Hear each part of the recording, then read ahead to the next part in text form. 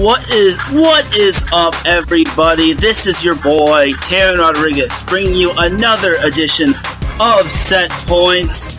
Happy New Year, everybody. Happy 2020. Happy 2020. Happy new decade. It is good to be back on the air, and we have a lot to talk about. Who last week kicked off the first full week of the NCAA Men's volleyball season in the year 2020. Who came out on top? Who still has yet to get a win? And who is primed to make a run at the coveted NCAA Men's Volleyball Championship? Also, we had a match today between number 2 UCLA at number 10 Princeton. Did the Bruins handle the Tigers, or did the Tigers claw their way to an upset against the Bruins? Find out all of that and more here on Set Point.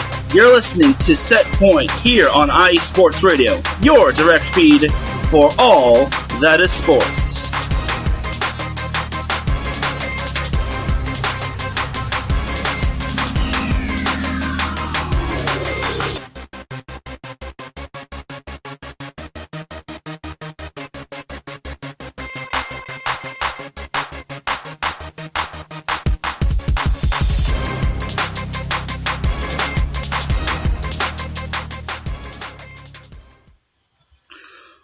Welcome to Set Point for the first time in 2020, volleyball fans of all ages, whether you're a boy or a girl, a man or a woman. It is great to have you here.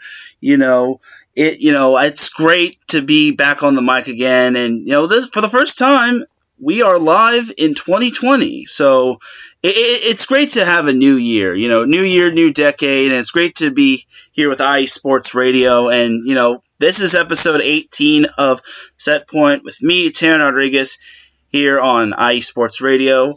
And you can listen to me on Spreaker and all those other platforms. So, yeah. And hopefully I'll be getting this exact introduction down pat. So, I don't want to just copy off of Larry saying, welcome, welcome, welcome, every time he does, like, 3 and out or the defining moment. Speaking of Larry B., he is in the chat room. He says, good afternoon, Mr. Teran. He says, let's go Trojans. Yes, USC actually had a match this week. But first, let's get into a matchup that was played today, being UCLA and Princeton. This was the number 2 Bruins squaring off against the number 10 Tigers, who are still in search for that first win. So this was actually a very good matchup. I'm glad some of these matchups aren't like one-sided. So unfortunately, the box scores. Oh, Larry B says, haha, you're too much, man. Hey, thanks for tuning in, Larry B. I appreciate you. I got to show some love to Larry because, he does a lot for IE Sports Radio. Oh, and he says, can we get one more applause for the ladies of Stanford? Yes, let's give the Stanford women's volleyball team the first round of applause. Let's hit the applause button for the Stanford women's volleyball team, who, they won the NCAA championship back in 2019, sweeping Wisconsin, and that is their second straight NCAA women's volleyball championship and their 9th in program history. So we gotta give the first applause button of 2020 to Stanford women's volleyball.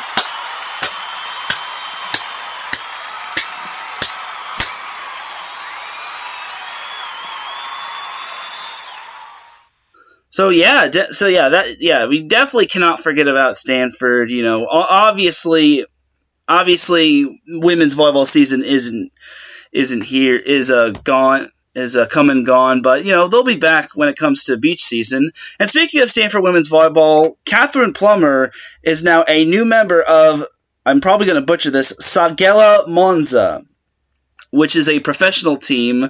I believe that is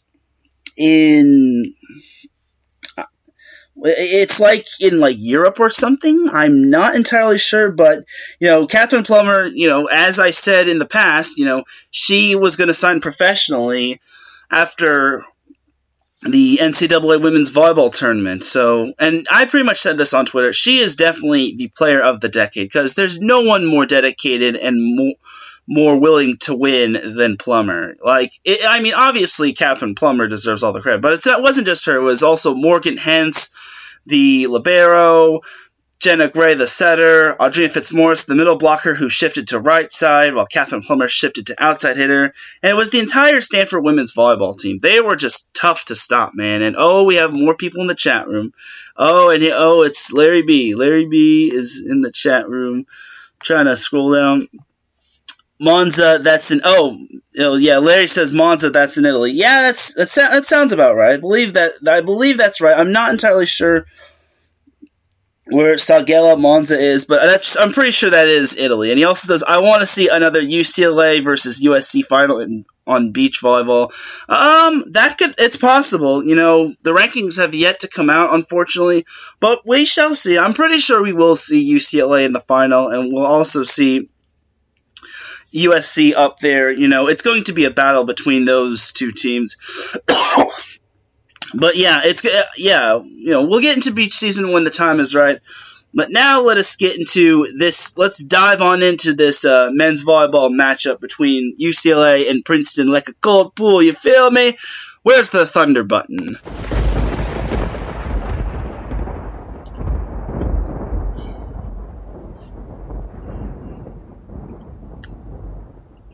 So UCLA and Princeton actually kicked off at 11 a.m. Pacific time and then 2 p.m. Eastern time, because this game was played at Princeton. So it was early on. It was kind of close. Princeton was doing all it can to try to catch up to UCLA, but UCLA came out hot thanks to Austin Matawatia, who kept on getting kill after kill, and then UCLA was up, but they weren't up by much. They were only up by as many as 3. Then UCLA just started to get it together. They were starting to string together more points, and as a result, it was pretty much UCLA just took the first set 25-17 off of a block from Kreczynski. I probably butchered that name, but that's all. But it happens. So UCLA took the first set. I kind of expected that. I was following this game while I was doing stuff early on today. But I was seeing this game and I was quite impressed with UCLA. They started strong. Set 2, in that first set, UCLA out-hit Princeton 500 to 263, which that is definitely impressive. That is definitely UCLA volleyball right there. They're definitely, UCLA is definitely one of the favorites to win, because they return a bunch of their players from last year, and it wouldn't shock me if UCLA was in the final. It's a little early to say, but I think UCLA is a favorite to win, especially when they're hitting 500, but they have a lot of teams they have to take down. So this time, freshman Alex Knight came in, and he managed to get a few swings in, and it was looking a lot like set number 1. Princeton was doing all it can to stay within a good, healthy amount against UCLA, but UCLA just managed to find a 4-point cushion. But then Princeton, leading 19-15, Princeton rattles off 3 straight and pulls within 1. And then UCLA just rattles off another 3-1 run. But this time Princeton, they were right there with UCLA. It was just back and forth, and then at 24-24, Princeton finally caught up to UCLA. But UCLA, courtesy of Mr. Jensen, Mads Kayed Jensen, only a freshman, dealt an ace and a service ace, and that pretty much was set 2. UCLA took set 2 26-24 and a 2-0 lead in that match. And suddenly it was looking like UCLA was going to cruise their way to an easy sweep. What happened in set 3? Well, Well, Alex Knight, for starters, Ketrazinski had 12 kills after the first 2 sets, and then Alex Knight and Austin Matawatia had 6 and 5 kills in that second after the first 2 sets.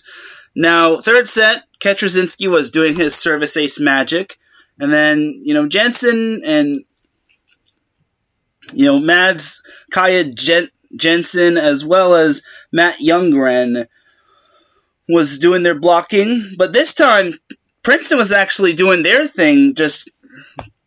They were actually doing their thing and just jumping out to an early lead. And I'm getting this all off of the UCLA Men's Volleyball Twitter account because the box scores haven't been finalized and the recap hasn't been finalized, as well as the play-by-play thing. So unfortunately, I don't really have all of it down, but it's okay. So anyway, Princeton was up 15-12 as they forced UCLA into a timeout, and then Princeton was having the healthy amount of a lead. So and then eventually UCLA caught up to them at 20-20. And then UCLA took a brief 23-22 lead, and then eventually UCLA had match point at 24-23, and then they also had match point at 31-30, but UCLA just couldn't put them away as Princeton managed to rally and take set 3, 35-33. That's how far that set went. 35-33. That's beyond the 25-point cap. So definitely got to give out an applause to Princeton for winning that third set by that amount. That was amazing.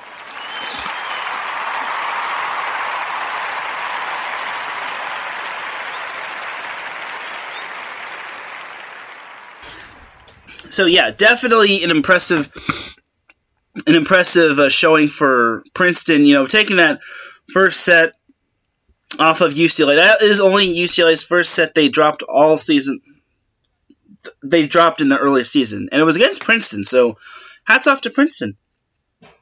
So now in set 4, UCLA went up 6-2, and it looked like UCLA was on their way to an easy win. But then Princeton managed to string together a 10-4 run to lead 12-10, and then they eventually led 15-11. And then John Sproul was like, you know what? I've had enough. I've seen enough. I want to call timeout. And then eventually that lead kept growing and growing for Princeton as they were up 19-13, which eventually turned into 22-16. And then after it was 20-16, Princeton rattled off 3 straight. And then suddenly Princeton takes set 4, 25-16, and everyone in that gymnasium is in awe. Princeton's fans are just getting up there. They're excited. They're thinking, Princeton's going to pull off the reverse sweep. They're actually going to pull off the win against UCLA. Because, UCLA, like I said, they're dominant. And then Princeton just showed a lot of grit. So, very, very impressive. And, here's my boy Larry B. He says, okay, some Ivy League volleyball. Way to go, Princeton. Yes, it was looking like Princeton was going to pulled the reverse sweep off. And then, Ketrazinski was still pacing UCLA with 17 kills, followed by Alex Knight, who had 9 kills, Austin Matawatia, who had 7 kills, and then Matt Youngren, who had 7 kills as well. And then, I'm probably mispronouncing his name, Danon Guillama had 9 kills for UCLA after the 4th set as well. I think Danon is probably Canadian. I'm almost 95% certain. If I'm wrong, then correct me. Anyway, for set 5, Guillama hammered a big kill. And let me tell you, if you've seen Guillama get a kill, it is absolutely filthy. It is absolutely jaw-dropping. Like, if you see Guillama at a UCLA men's volleyball match and he drops a kill, your jaw will drop just like the ball hitting the floor. It will be thunderous, and you'll be left in awe. You'll be like, oh my god, that was amazing. And then suddenly UCLA was up 3-0, forcing Princeton into a timeout.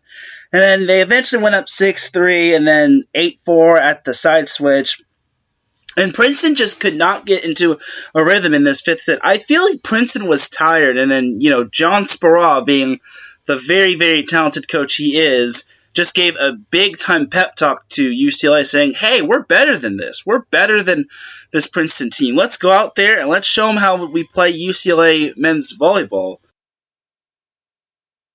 And that's what they did. I honestly just feel that Princeton was just too gassed in that fifth set, which, it happens. Princeton's played a pretty tough schedule.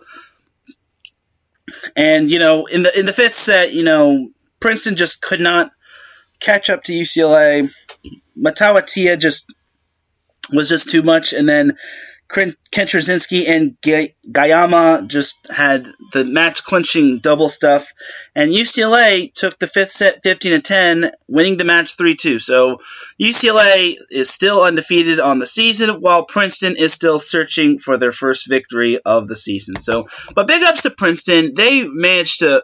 Big ups to both teams. Like, UCLA played a great game, and then Princeton just woke up the inner beast within them that's saying, hey, we can compete with this team.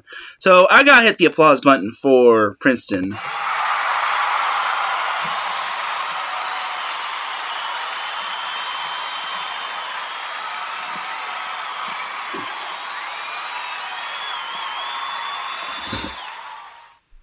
So yeah, Princeton has played a pretty tough schedule. They actually had to go 5 against number 9 Pepperdine in an exhibition game, and then they obviously had that 3-set loss at UC Irvine. And then they also had a 5-set loss to USC as well. I'm pretty sure Larry B is going to be happy about that. But yes, Princeton went 5 with USC. I believe USC was not favored to win, so USC upset Princeton.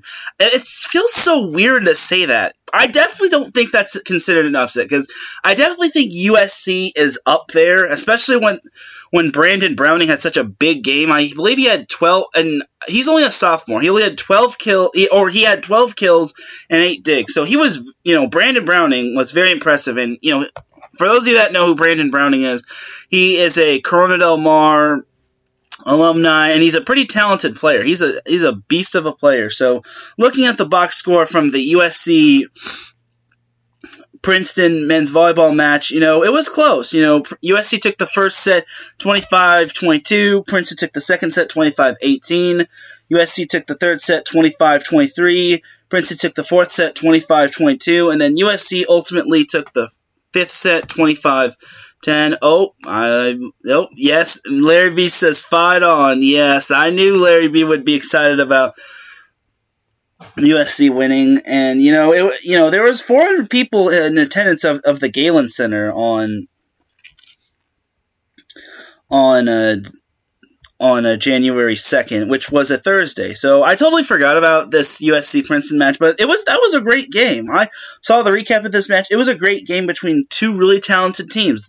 Granted, these two teams aren't really top 10 teams, but I think that changes. USC hit 229 the match, while Princeton hit 217. So statistic-wise, USC outblocked Princeton, while Princeton just barely outdug USC. As for the leaders in terms of kills, Brandon Browning, he actually had 15 kills. Brandon Browning had 15 kills, while Kyle Gear had 10 kills, and Billy Fauntleroy had 9 kills. So in terms of aces, Gear had 4 aces, Fauntleroy had 1 ace, and then Lucas Frasrand had 1 ace as well. Blocks, Max Beck had 6 blocks, Gear had 4 blocks, and then Frasrand had 3 blocks. That was pretty much what tipped the scale in terms of that match, because I saw that USC was blocking really well, and then dig-wise, Chris Hall had 11 digs, Brandon Browning had 7 kills, and Cole Paxson had 7 digs as well. And then Chris Hall also chipped in 43 assists, and Paxson also chipped in 3 assists, and then Browning had 1 little assist. As for Princeton, George Hummin had 23 kills, which was definitely a big bright spot for Princeton, but that was pretty much it. Princeton was that's pretty much all they got in terms of kills, because he was their only player in double digits when it came to that category. Parker Dixon had 8 kills, and Greg Luck had 6 kills. I believe those are the 3 seniors that are going to lead Princeton and into a possible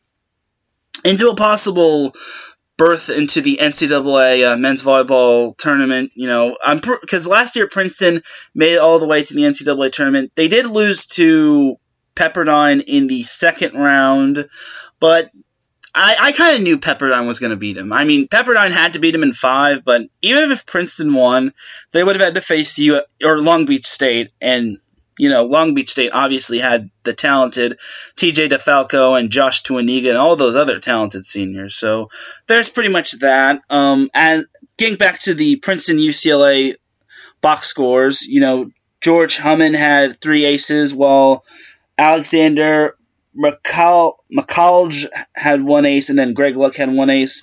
In terms of blocks, Greg Luck had 5 blocks, Joe Kelly had 3 blocks, and then George Hummin had 2 blocks. Those are either block assists or solo stuffs. So when it comes to that statistic, dig wise, Joe Kelly had 9 digs, Nico Pasavac had 8 digs, Greg Luck had 6 digs, and then assists, Joe Kelly had 43 assists, and Nico Pasavac had 4 assists, and Hummin had 1 assist. So that was pretty much that. I definitely think Princeton is much better than its 0-3 record shows. Like, other than that UC Irvine game, they're pretty competitive. Like, if they play, I feel they're going to be more of a home team, because, playing at UC Irvine, you're obviously playing in a tough and hostile environment. That's the Bren Event Center. And then the Galen Center, I think that's also a tough little environment. I think USC benefits from that. And then also, and against UCLA, they started slow. They had a chance to take that second set, but the momentum was just not there. If they had a little bit more momentum in that second set, they take that second set, and possibly they take the match, because winning that third set really boosted the momentum of Princeton, because when you win a close set such as 35-33, you basically had to grind it out big time. So that was definitely huge in regards to Princeton in the UCLA match. Speaking of the UCLA match, leading UCLA in the win tonight was Ketrasinski, who had 17 kills.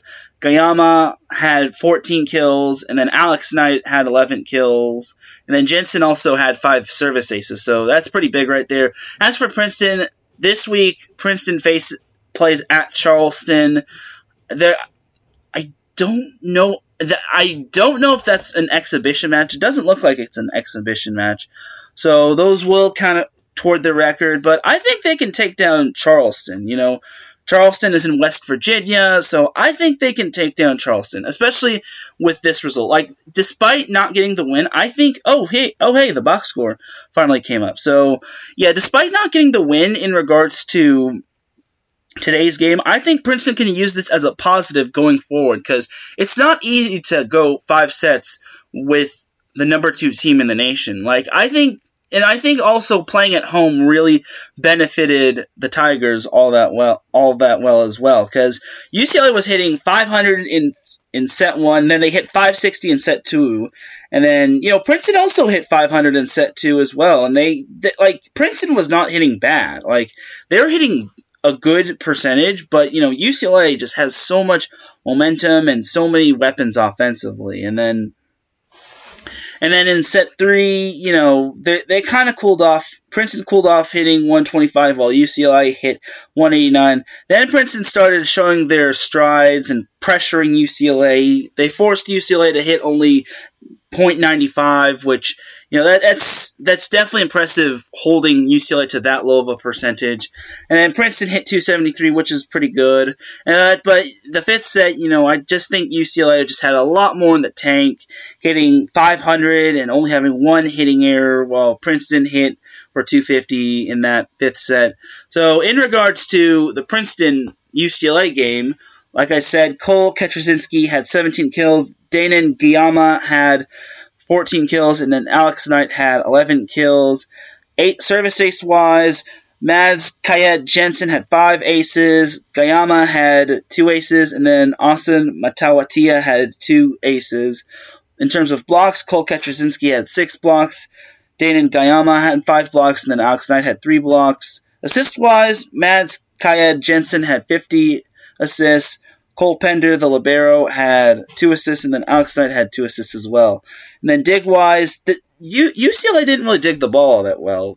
Mads Kayed Jensen only had 6 digs, Ketrazinski had 5 digs, and then Cole Pender had 4 digs.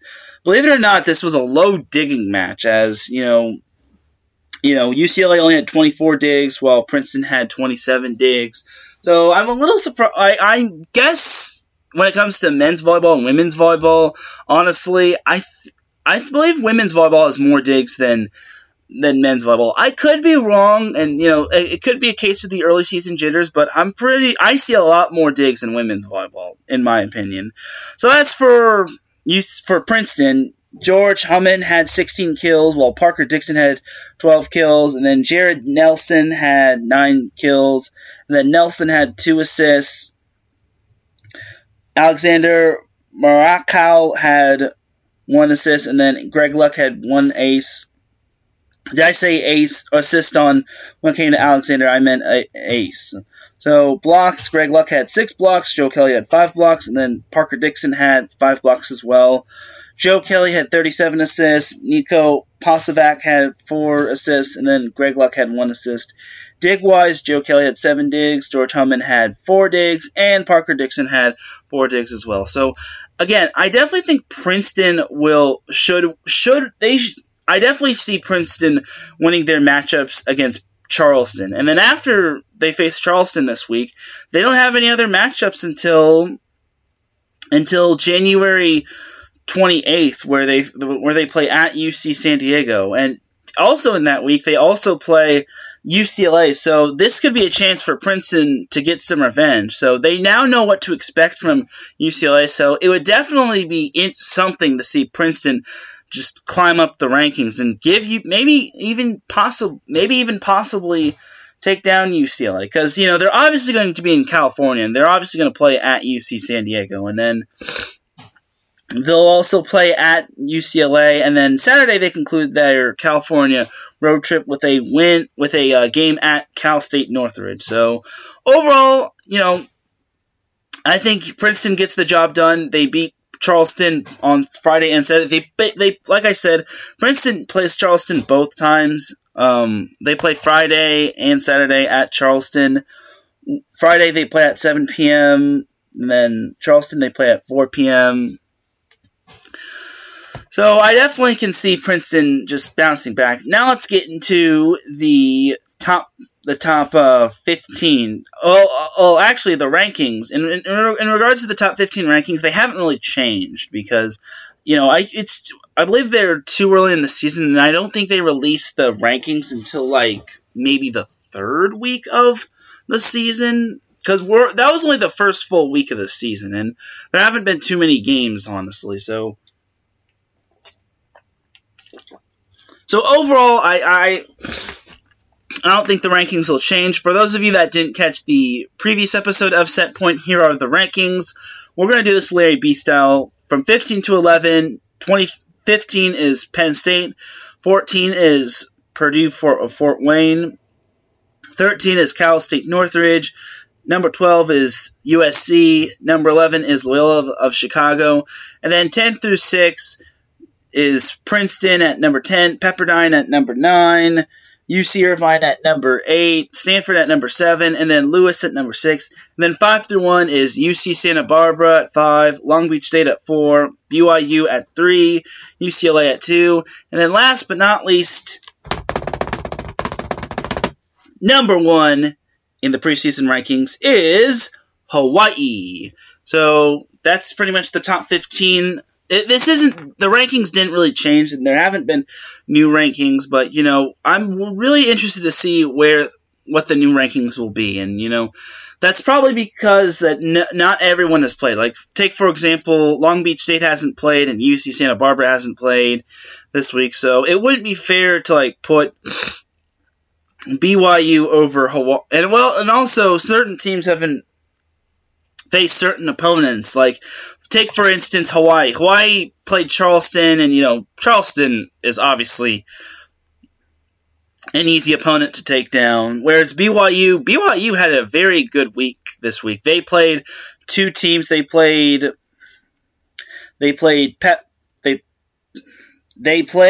Loyola of Chicago and Lewis. So we're actually going to talk about that, as BYU took down Loyola of Chicago on Friday in 4 sets, and they also took down number 6 Lewis in 4 sets as well.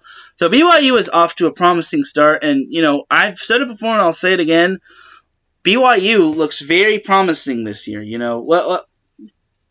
Recapping the BYU-Lewis matchup, the first set was won by BYU. They won 25-21, and the second set, BYU won that 25-21. Then set 3, Lewis managed to turn it around. They didn't want to get swept on their home floor. They took the third set 25-22, but then BYU just turned it around. They came back strong and they won the first set, or they won the fourth set quite handily, 25-16. In regards to BYU, who is 2-0 on the season,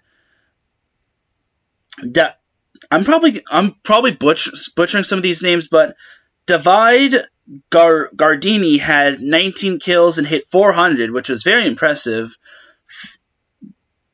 Garcia Fernandez had 16 kills and he hit 189. Not that impressive. And that was pretty much it. Their third kill leader was Jonat Talon Tafuga, who had 4 kills and only 1 hitting error for a hitting percentage of 300. But that was pretty much it.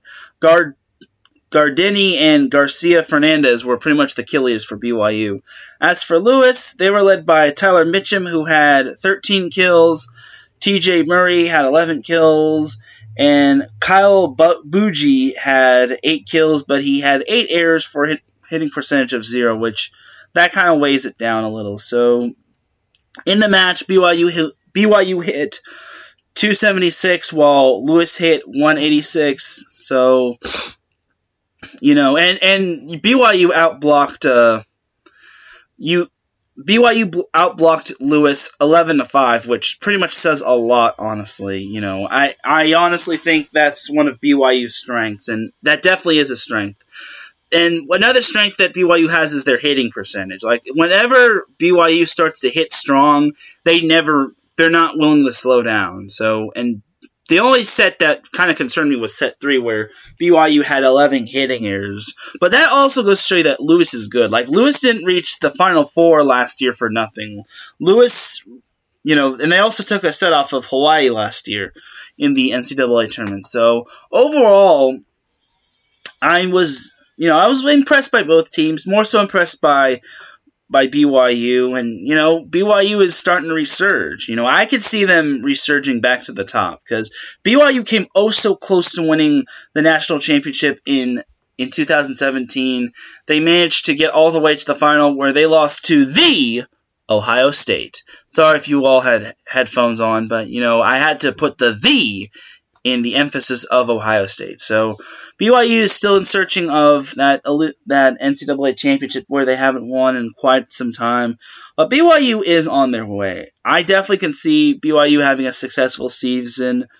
BYU, UCLA, and USC all play in the Mountain Pacific West. They don't play in, like, the Pac-12 or the West Coast Conference, because men's volleyball isn't as big as women's volleyball is. There are only a certain select teams. That's why there's only a top 15 instead of a top 25 like there is in women's volleyball, which I really want men's volleyball to grow, honestly, But, sometimes we can't all get what we want. Sometimes certain teams don't have the budget to field a men's volleyball team or a women's volleyball team.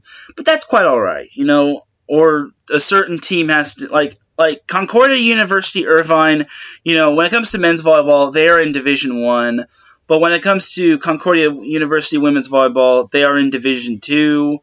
Whereas, actually, Concordia University Irvine women's volleyball used to be in the NAIA, and then Concordia University Irvine athletics as a whole just proved too much for the NAIA.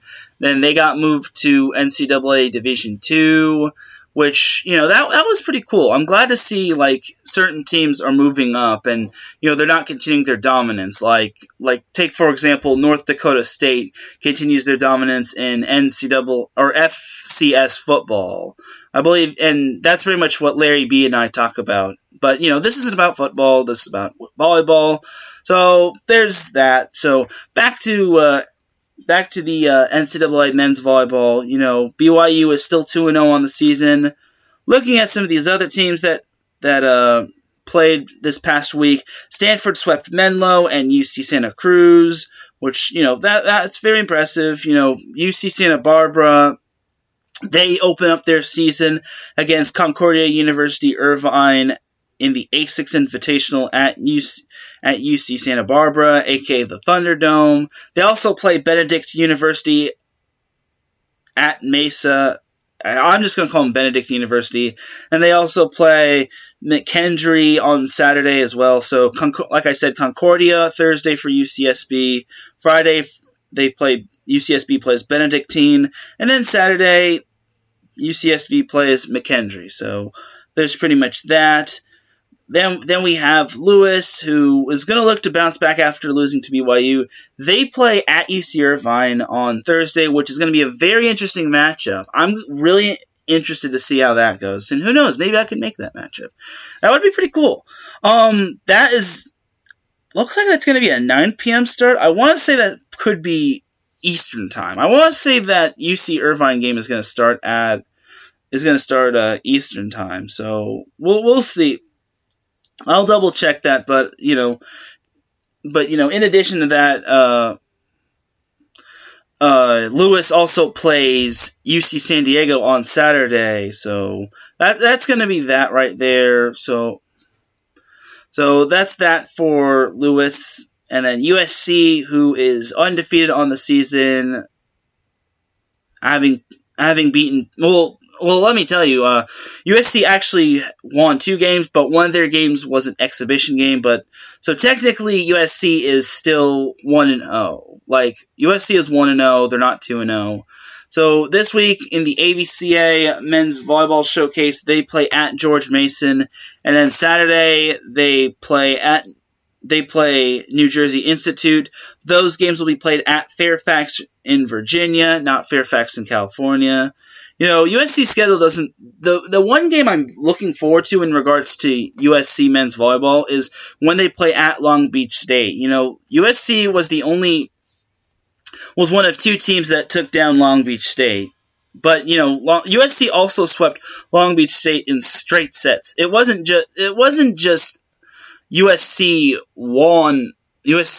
beat Long Beach State. USC swept them in straight sets. Now, granted, USC did play Long Beach State in the small gym as opposed to playing in the Galen Center, which was being used by Nickelodeon for the Kids' Choice Awards.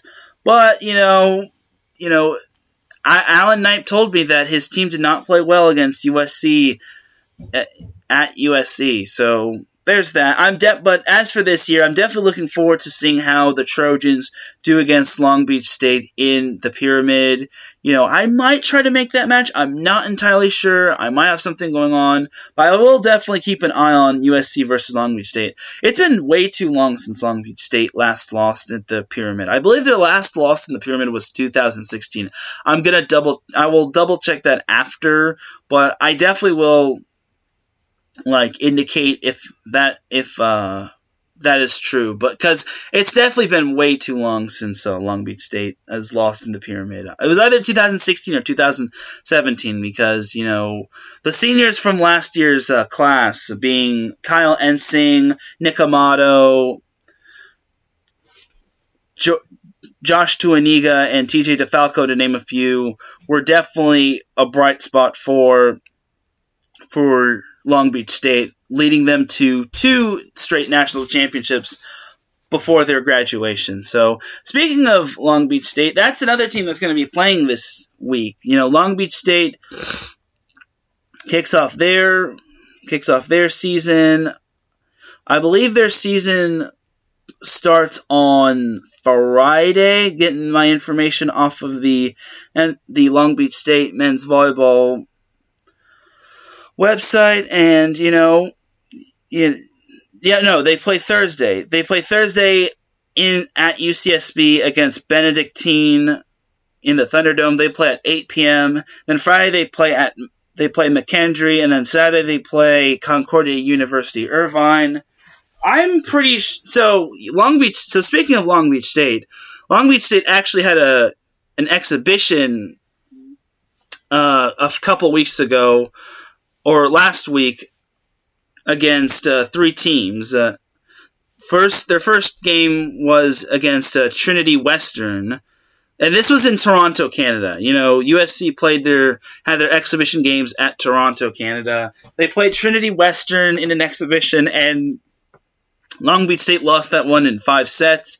Then they played Alberta in an exhibition, and they lost that one in 3 straight straight sets. And then in the final exhibition game, Long Beach State took down McMaster in 5.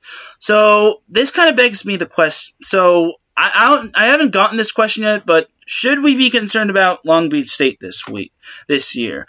I don't think so. I think Long Beach State is going to do good, but I don't know if they'll be great. Looking at their schedule, obviously they get 3 winnable games. I think Concordia will give them a battle, but I'm pretty sure Long Beach State will go 3-0, if not 2-1. Then their schedule starts to pick up when they play USC on Friday, January 17th. Then they play Pepperdine at the Pyramid on Saturday, January 25th,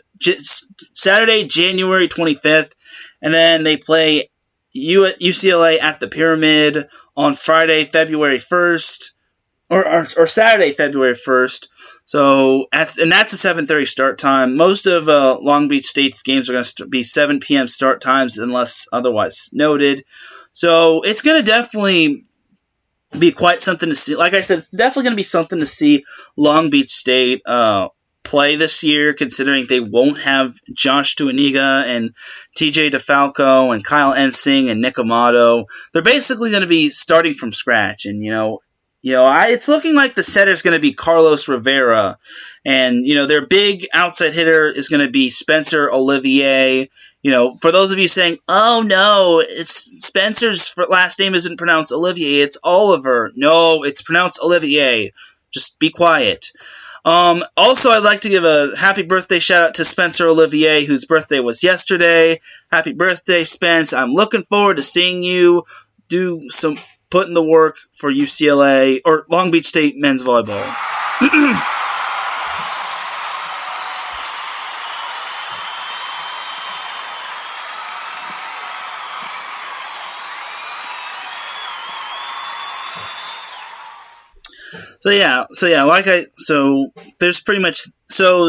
Long Beach State has that little 3-game homestand against USC, Pepperdine, and UCLA.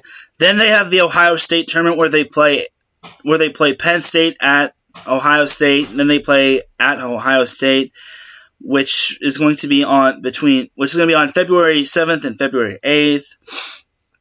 And then their schedule starts to slow down. They have their alumni game on February 16th, and then they play Westcliff at Long Beach State, which I don't think Westcliff is a NCAA Division I school. I'm not entirely certain. I know Westcliff is a new school that's located in Irvine, but I don't know. I'm not entirely certain of their standing. I don't think they're in NCAA Division I. I could be wrong, but I'm almost certain they're not in. Westcliff is not NCAA Division I. So yeah, it's going to start to slow down in regards to that. Then the schedule picks up for Long Beach State, where they play at UCLA on February 29th.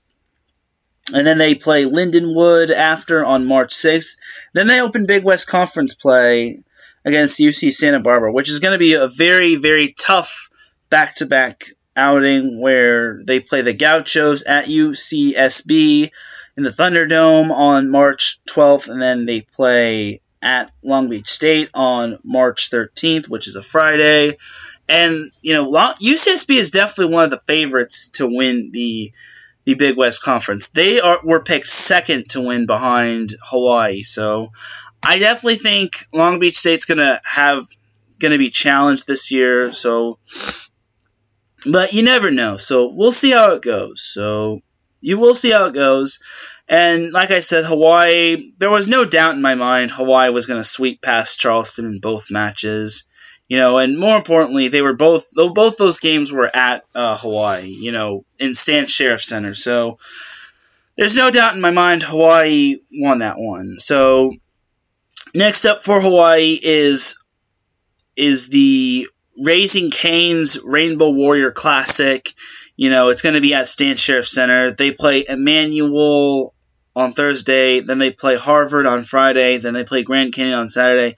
Schedule doesn't start to pick up until they play Lewis on Friday, January 17th at Lewis, and then they play Loyola at Loyola Saturday, January 18th. Then they also play Lincoln Memorial on Monday, January 20th, and then they play King on Tuesday in Bristol, Tennessee, and that's going to be on January 21st, which is a Tuesday. And then after that, Hawaii has the Outrigger Hotels Resorts Invitational, which is also going to be at Hawaii, where they play Queens, then they play Concordia Irvine, and then they get started with the Big West Conference play against UC Irvine. Hello? Why are they playing UC Irvine a third time?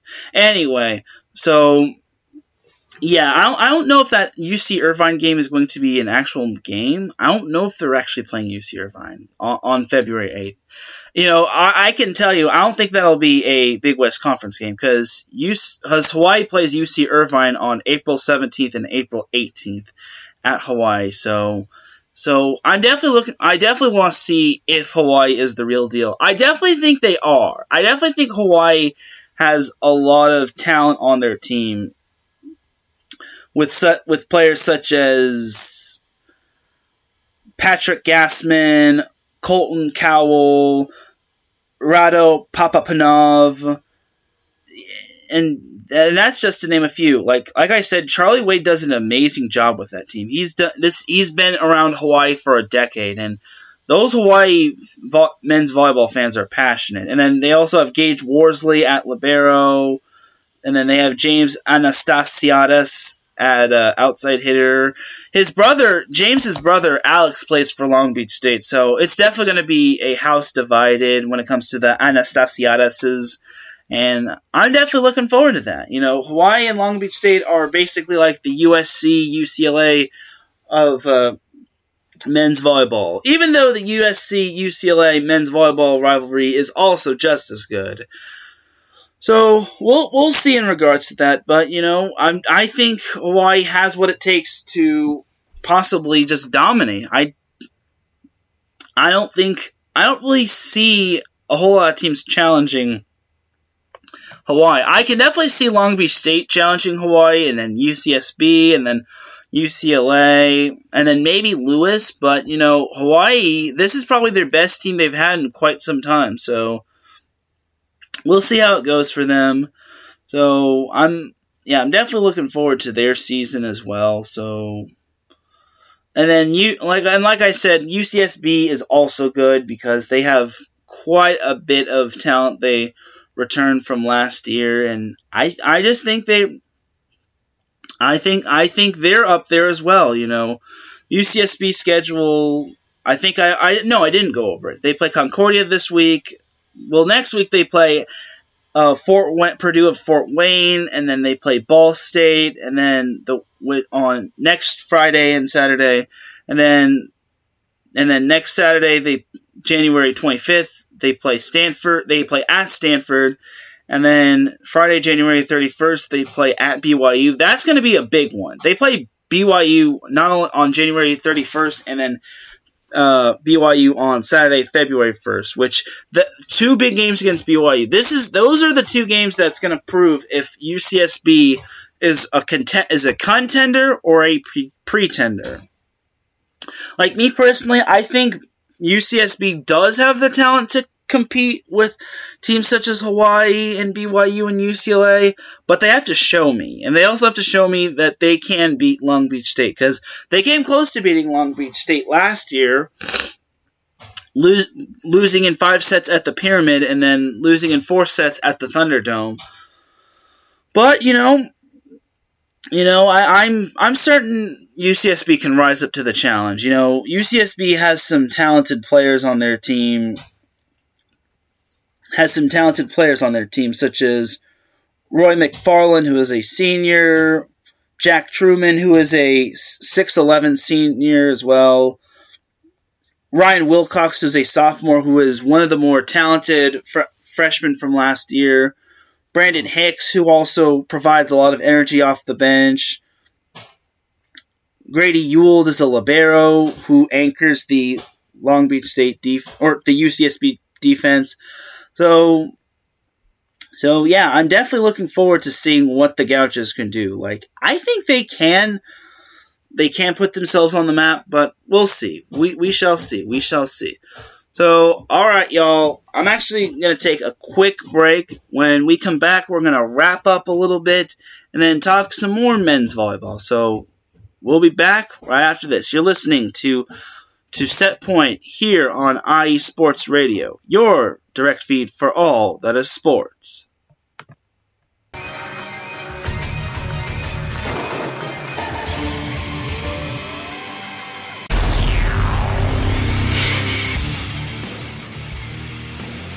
Wrestling fans in the podcast world, you are in the right place to listen to the right show, the premier show in the professional wrestling podcasting world. This is Ring Rambling Radio, and you are listening to one of the co-hosts. I am Martin Sandoval, a.k.a. the SoCal Saint, along with my 2 co-hosts, the lovely Felicia and my boy Matt. Yes, every Saturday or every other Saturday morning, you can listen to us, the premier wrestling team, giving you the premier wrestling news, rumors, updates, event discussions, everything that has to do with professional wrestling. You're in the right place. IE Sports Radio presents Ring Rambling Radio. Don't miss it, because it's just too sweet.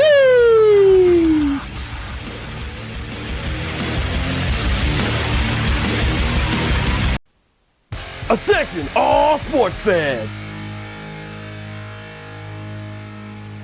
If you're someone who wakes up each morning with lists of sporting events to go along with your to-do list for the day, then you just might be a diehard. The world of sports is as vast as the ocean is deep, including the major leagues, the minor leagues, the college, and everything in between. This is me, your boy Larry B of IE Sports Radio, welcoming you to join me every Monday evening at 4 p.m. Pacific, 7 p.m. Eastern on The Defining Moment, a show that focuses on what really matters in the sports world, sports themselves, and nothing outside of them. Once again, tune in for The Defining Moment with me, your boy Larry B, every Monday evening at 4 p.m. Pacific, 7 p.m. Eastern on IE Sports Radio, right here on Spreaker.com. We'll see you there.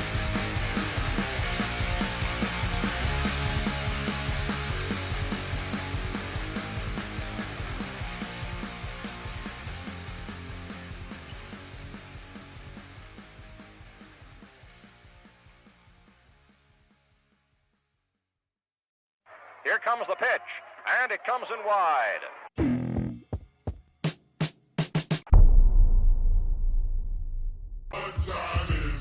On the BS3 Sports Show. Welcome to the BS3 Sports Podcast. We hope your experience with us is amazing. Sports talk, comedy, social issues, and more. BS3 is the best source. Can you dig it?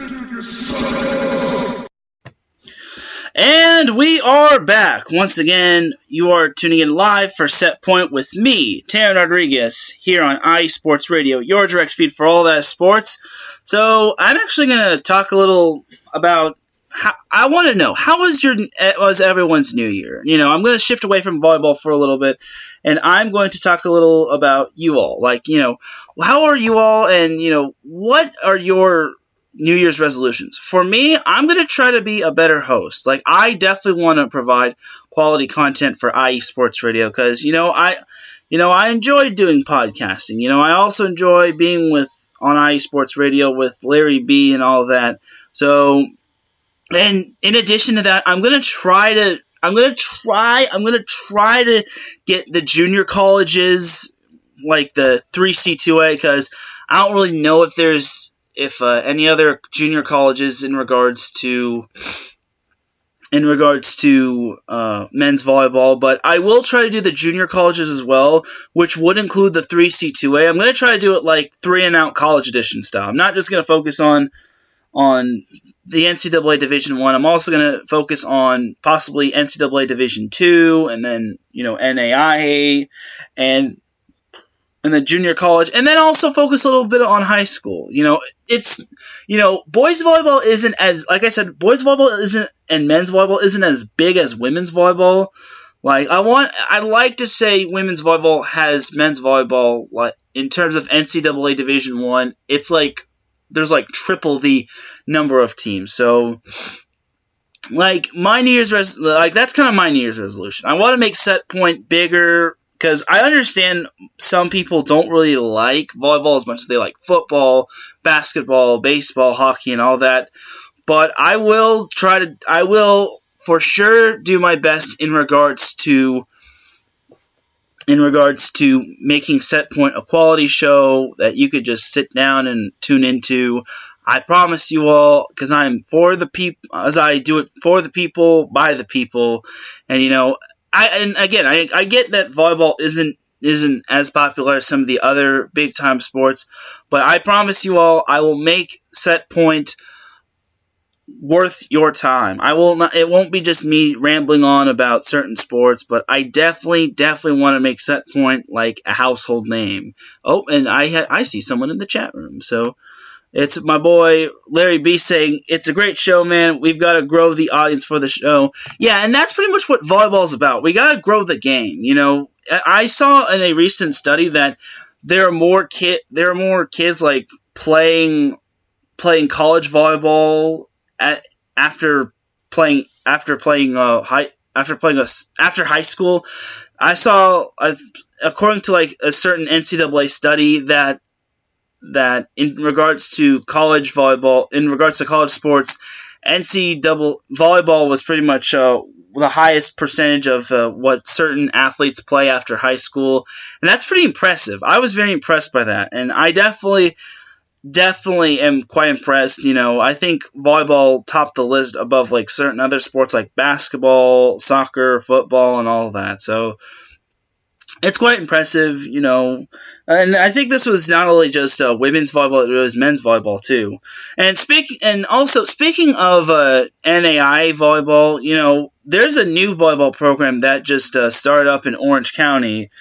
Then that goes by the name of Vanguard Volleyball. So Vanguard University, that's located in Costa Mesa. It's really awesome. I'm glad Vanguard got a men's volleyball team, because for those of you that know, Vanguard did have a women's volleyball team, and they still have a women's volleyball team, but they never really had a men's volleyball team, and that's kind of what drove people away from attending Vanguard. Not to say that Vanguard is mainly a women's school, because studies did show that Vanguard University has more women on that campus than men.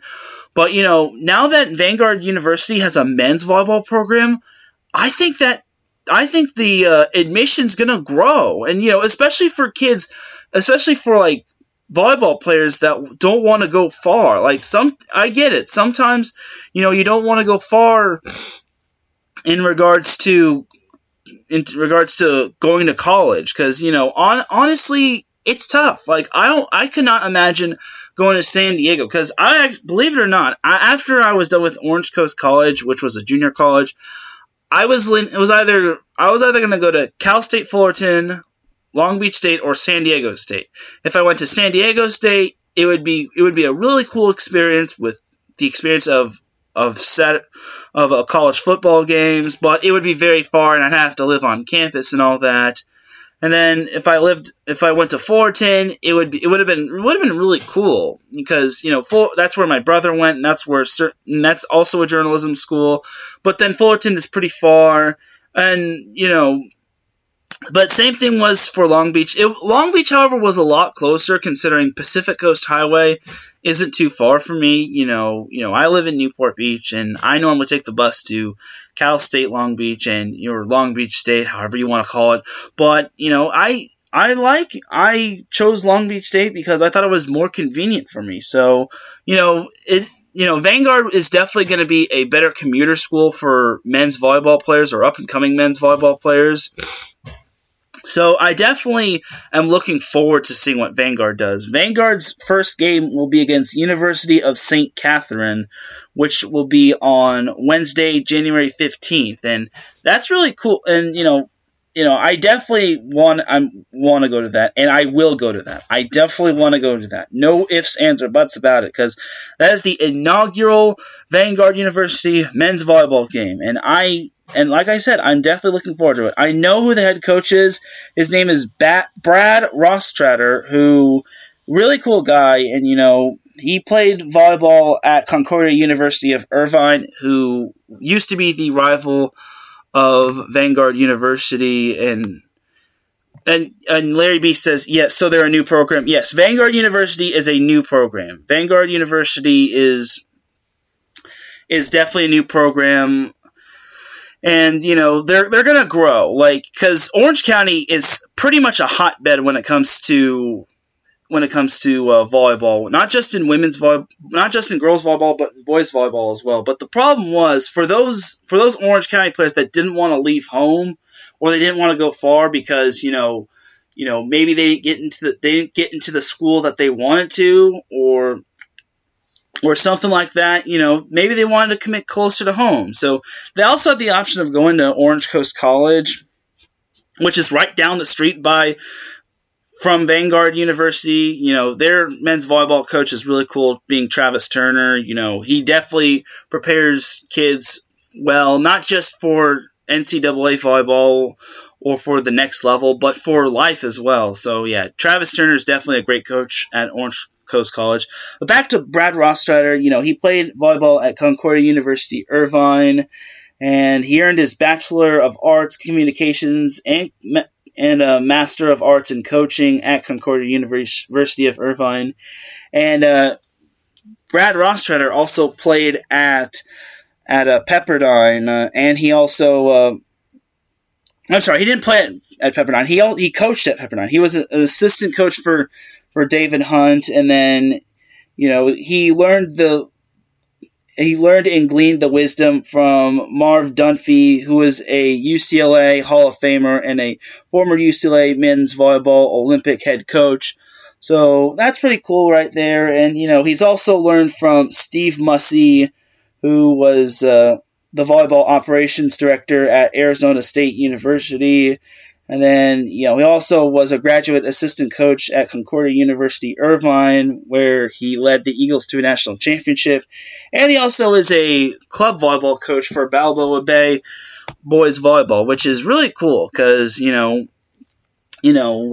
Travis is the head director of Balboa Bay, and he knows his stuff, and so does Brad Rostratter. And it's really cool to see that Brad is coaching back home, and he's definitely helping out Travis Turner as much as possible in regards to OCC or Orange Coast College. And his assistant's going to be Eric Vallely, who played volleyball at UCLA, and Eric Vallely's dad was a former men's basketball coach at UCLA. So Eric Vallely is also going to be an assistant coach, but he's also going to be the head coach of Newport Harbor High School's boys volleyball team. Newport Harbor was the school that I went to, so I won't go too much into that right now because boys volleyball season isn't for another month or so. But it's really cool that Eric Vallely is going to be helping out Brad Rostratter. He doesn't really have an assistant coach other than Vallely. But I'm definitely looking forward to Brad and Vanguard's game. games this year.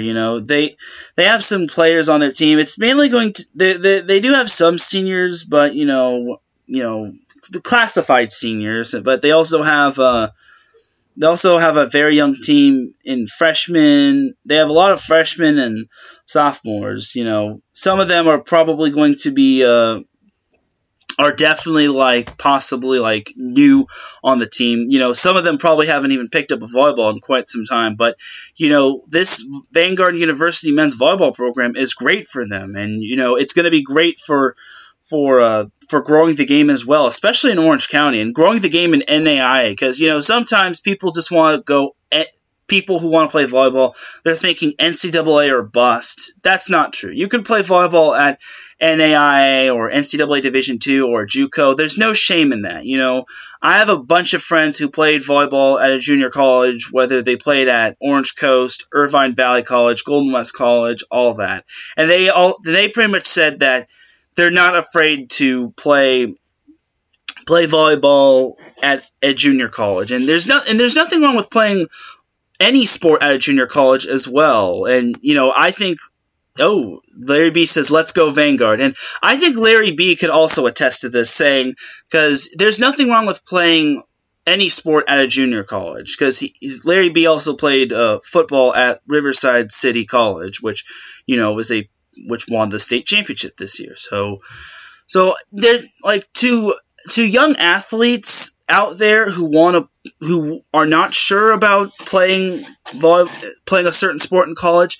You can play wherever your heart desires. You can, if you have what it takes, but you don't think you're an NCAA Division I athlete, just go to a junior college or an NAIA school. I'm not trying to dictate where you should go, but don't think you have to be an NCAA Division I athlete to prove yourself as a true athlete. You can go wherever you wish, and you could fit on any team. If you think you can play at a junior college, you can play at a junior college. And if you think you want to play NAIA, play at an NAIA school.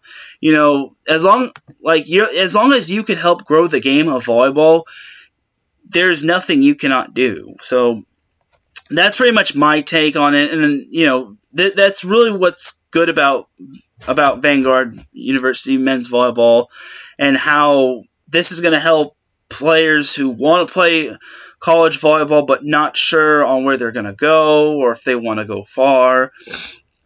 So I'm not going to take too much time in regards to this because, we have someone in the chat room. That's probably my boy. Larry B says, JUCOs are open doors. You could be overlooked in recruiting or bounce back who needs a second chance. JUCOs are basically Division I if you play for a more developed program. Yep, I couldn't have said it any better, Larry. Great comment in the chat room right there. So yeah, I definitely agree with Larry B.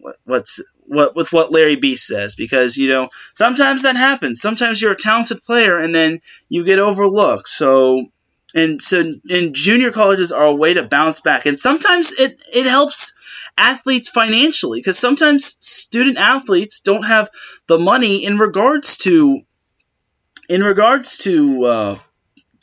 keeping themselves fed or clothed or anything like that. So junior colleges are nothing to be playing at a junior college is nothing to be ashamed of. So that's pretty much my take. Now let's get back into Vanguard University volleyball. So Vanguard University opens up their season Wednesday, January 15th against the University of St. Catherine. Another game I'm looking forward to is Wednesday, January 22nd when they play Concordia University Irvine. That's going to be a great one because Vanguard and Concordia used to be rivals back when Concordia used to be in the NAIA. Now they've moved up depending on what sport they are. And then I believe they also have Golden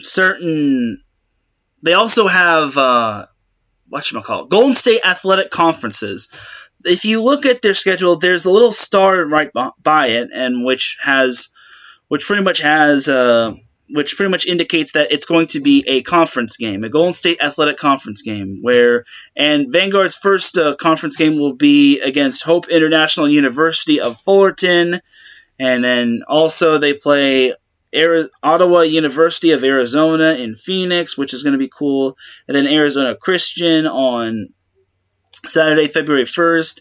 And then Benedictine, which is the reigning NAIA champion, is also going to be coming down to Costa Mesa. A few players actually, I believe one player went to Benedictine who went to Orange Coast College, so that's pretty cool as well.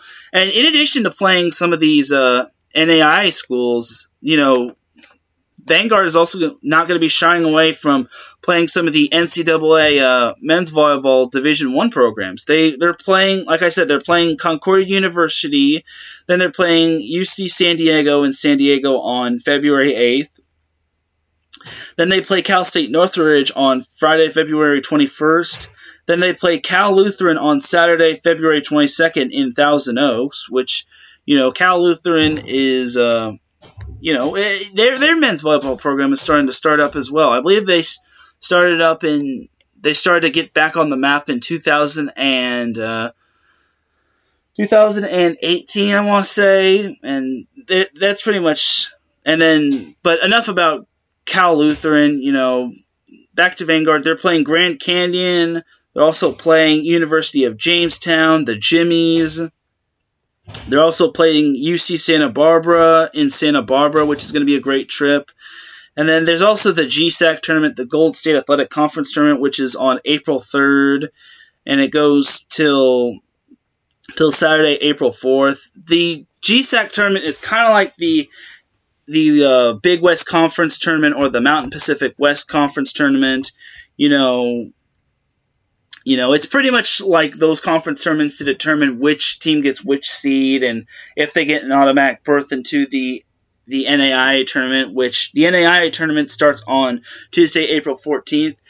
I will definitely be keeping an eye on Vanguard this year, though. I definitely want to attend a bunch of their games. I definitely think they are worth the watch, and I think a new beginning is starting up at Vanguard University in Costa Mesa, California. So I'm definitely looking forward to what Brad Rostrada's team can do. And, I'm also looking forward to the high school boys volleyball season.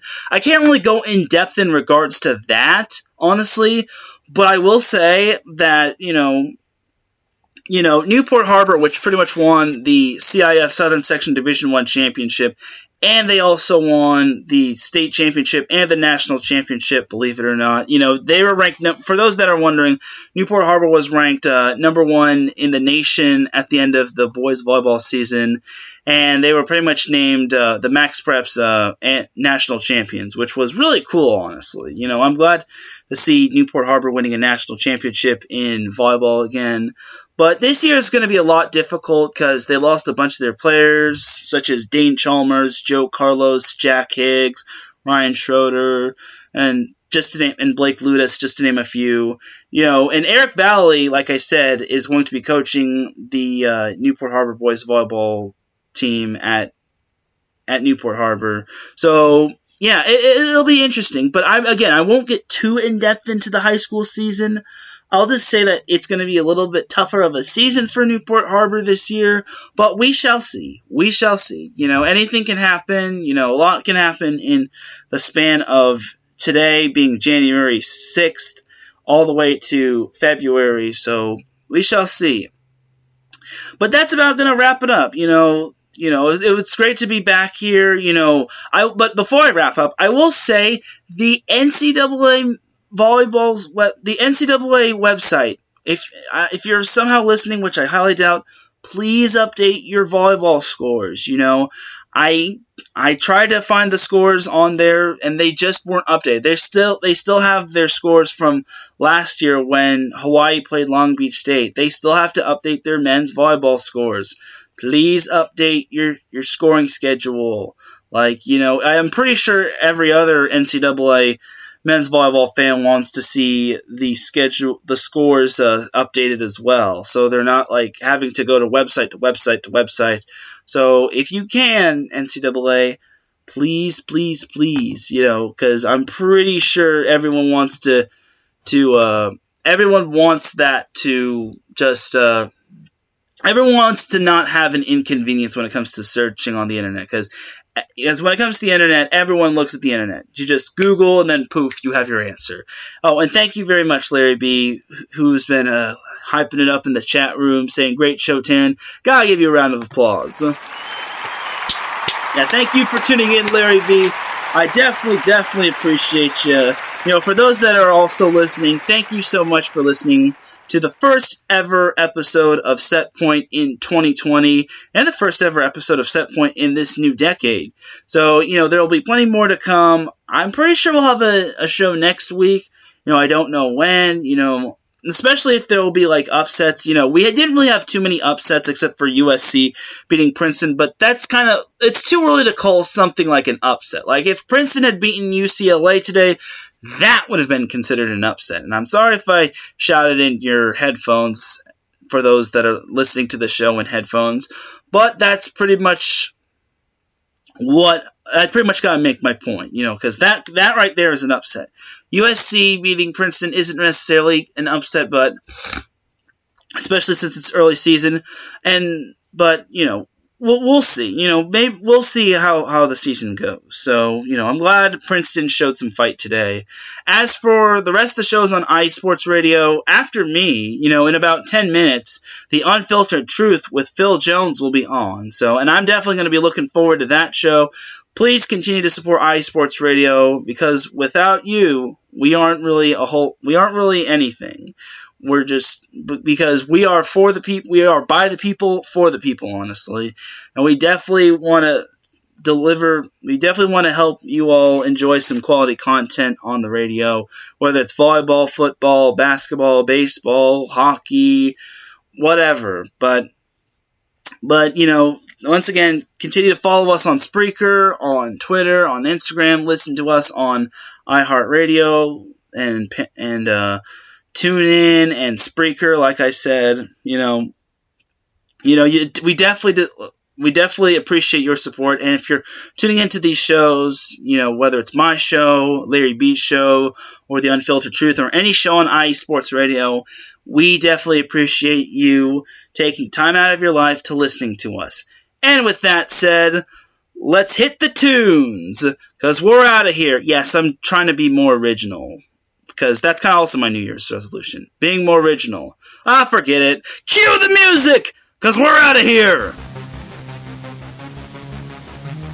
Once again, thank you all for tuning in to Set Point with me, Teran Rodriguez. You could find me on Twitter at Teran Rodriguez1. Once again, my first name is spelled Teran, and then my last name, Rodriguez, is spelled Rodriguez, and the number 1. So once again, that's at Teran Rodriguez1. You can find me on Twitter, just tweeting it up, probably tweeting about a lot of sports, and mainly volleyball, and you can follow us as a whole on iSports Radio, on Twitter, and on Facebook, and on Instagram, because like I said, without you, we are not anything. So have a great rest of the day, and keep on keeping on with the volleyball.